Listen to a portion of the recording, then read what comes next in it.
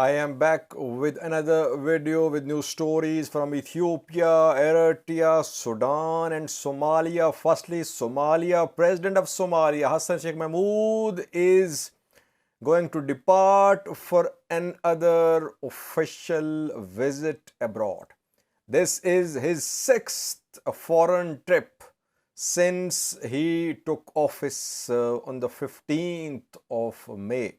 Where is he going now? Secondly, Eritrean army chief has arrived in Sudan. He has arrived in Sudan at a time when Ethiopian and Sudanese army officers are holding some meetings about border crossings, about some armed groups, including Tigray fighters operating on Sudanese soil. Is Eritrean army chief's visit linked to Sudan-Ethiopia talks regarding armed groups operating in Sudan? Thirdly, we have a new story about Oromo Liberation Army. A commander of OLA has been killed, a university graduate. Who is he? Fourthly, Addis Ababa, Balderas party of Skandar today issued a statement against Addis Ababa mayor. Balderas is demanding that Addis Ababa's immunity should be revoked and criminal proceedings should be started against Addis Ababa. Why? We have a clip as well of Addis Ababa for you. And lastly, viewers, we know that farming season in Tigray is underway. Tigray farmers are badly in need of seeds and fertilizers. Good news for the farmers of Tigray that according to FAO, Food and Agricultural Organization of the UN, FAO has received 60,000 tons of fertilizer for Tigray. The fertilizer will be supplied to the farmers of Tigray. Question is, when was this supply received and where is it now? Firstly, viewers, a new story from Somalia. Hassan Sheikh Mahmoud. Is he president of Somalia or president of external affairs of Somalia? I mean, since the 15th of May when he was elected, mostly he's seen abroad. He traveled to the UAE on his first official visit abroad. Then he visited Turkey. And after that 4-day-long visit of Eritrea. Then he decided to visit Kenya, where he signed a bilateral agreement as well. After that, he visited Djibouti. His visit to Ethiopia was postponed, and now he is departing for Tanzania. Reportedly on the 21st and 22nd of July in Arusha, Tanzania, Heads of State Summit of EAC will be held. EAC is East Africa Community. It's a regional bloc which is working for economic and political integration. It wants one currency, one passport like EU. There are 7 member states of EAC. 7 member states of EAC are Kenya, South Sudan, Uganda, Burundi, Democratic Republic of Congo, Rwanda and Tanzania. Somalia intends to be part of EAC. That is why Hassan Sheikh is due to attend the summit of EAC due to be held in Tanzania.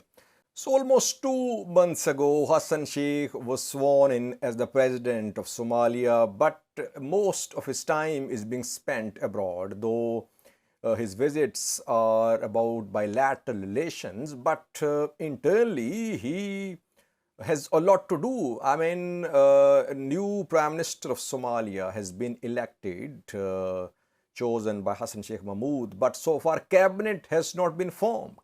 2 months and no cabinet formed so far. Hamza Abdibare is the only top Somalia's official, and no cabinet under him so far.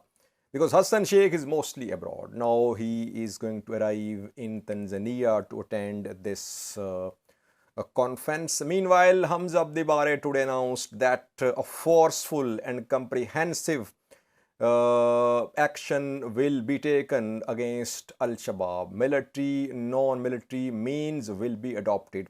So once again, a reaffirmation from Somalia's government that Al-Shabaab is number one priority of this government. But when will this action be taken? No timeline announced by Hamza Abdibare about this comprehensive action against Al-Shabaab.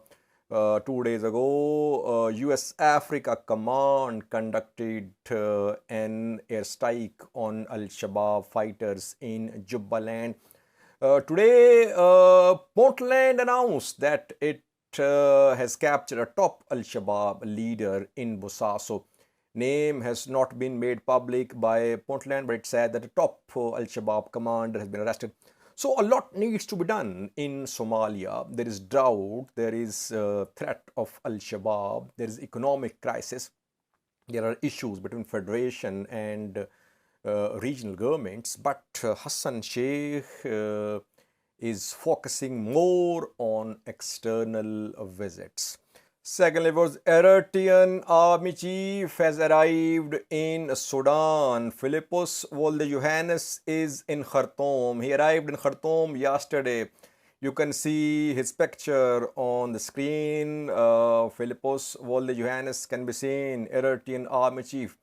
What is the purpose of this visit? So far, Eritrean government has not released any official statement.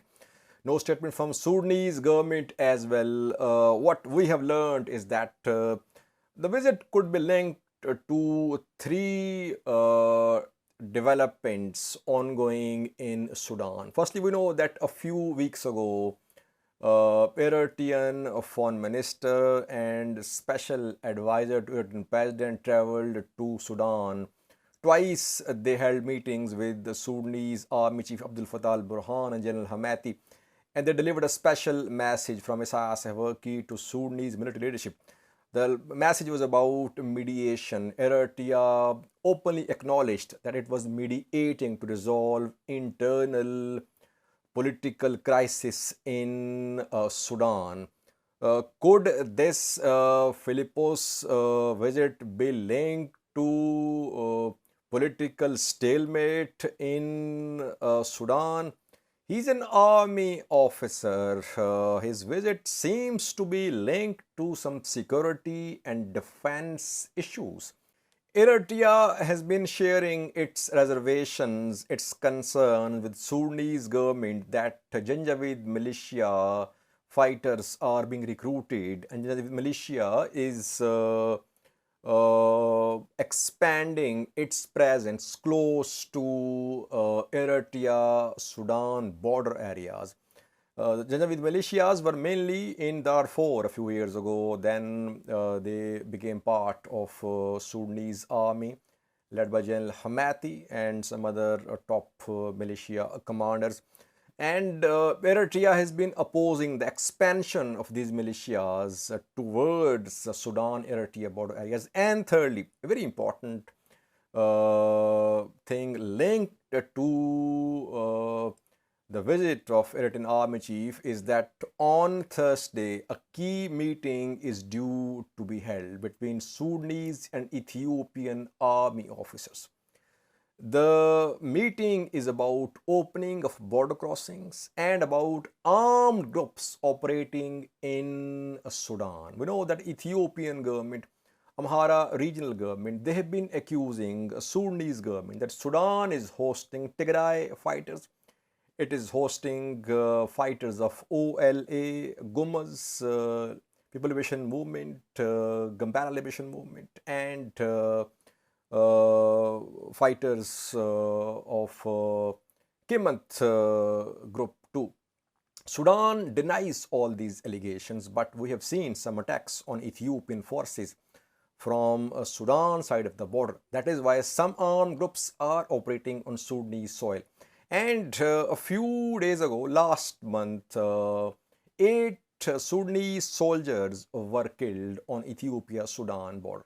Sudan accused Ethiopian army that it killed its soldiers after they have been captured by Ethiopian army.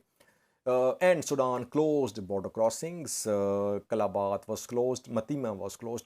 But 2 days ago, Sudanese army held a meeting, and Sudanese army announced that it was going to reopen Matimma and Kalabat border crossings.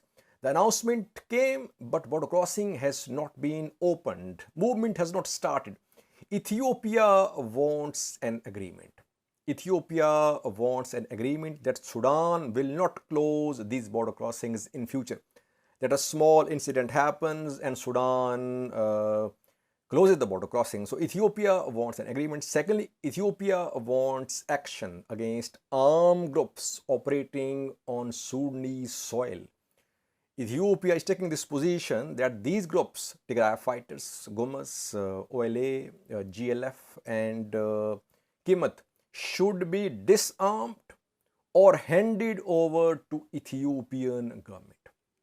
So that is why key talks are due to be held tomorrow on Thursday. Somewhere in Sudan, either in Matimma or in Kalabat, talks will be held. And before that, Eritrean army chief has arrived in Sudan. And we know that for the last 3 days, some Eritrean news sources have been claiming that Sudan has decided to stop all armed groups from operating on its soil, that it could be a blow to Tigray fighters operating in Sudan. So it seems that Philippos Volde Johannes' visit is linked to ongoing border talks and talks about armed groups operating on Sudanese soil. We'll update you in coming videos about this key visit. Thirdly, the story about Oromo Liberation Army. We know that a new military offensive on OLA is underway. Government says decisive action is being taken and OLA is suffering losses. But we are seeing on the ground is that intense fighting is underway. Too early to say that OLA has been weakened. Meanwhile, an OLA commander has been killed, a university graduate, a lower level commander, not a top commander, just a lower level commander. His name is Karo Morka, Daniel Ayana. And you can see his picture on your screen. He is Daniel Ayana, OLA lower level commander who was killed in Vashava zone of Oromia. And he is from Ambo town. Ambo is also in Vashava. So he was from Vashava. He was fighting in Vashava as well, and he was killed there. He graduated from Rift Valley University, which is in Adama. And later he joined Oromo Liberation Army. It's a pity that educated Ethiopian youth is dying like this. Government forces and this educated youth, they are fighting, and this youth is dying. That is why I say that Ethiopian treasure, Ethiopian asset is going down the drain due to these armed conflicts.